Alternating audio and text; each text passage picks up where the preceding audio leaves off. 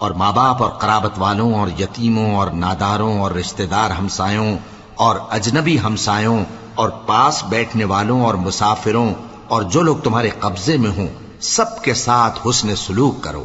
بے شک اللہ تکبر کرنے والے، بڑائی مارنے والے کو دوست نہیں رکھتا۔ جو خود بھی بخل کریں اور لوگوں کو بھی بخل سکھائیں، اور جو مال اللہ نے ان کو اپنے فضل سے عطا فرمایا ہے اسے چھپا چھپا کے رکھیں، اور ہم نے کافروں کے لیے ذلت کا عذاب تیار کر رکھا ہے۔ اور جو خرچ بھی کریں تو اللہ کے لیے نہیں بلکہ لوگوں کے دکھانے کو، اور ایمان نہ اللہ پر لائیں نہ روز آخر پر۔ اور جس کا ساتھی شیطان ہوا تو کچھ شک نہیں کہ وہ برا ساتھی ہے۔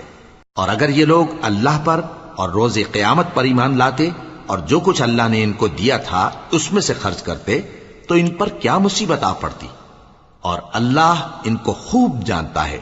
اللہ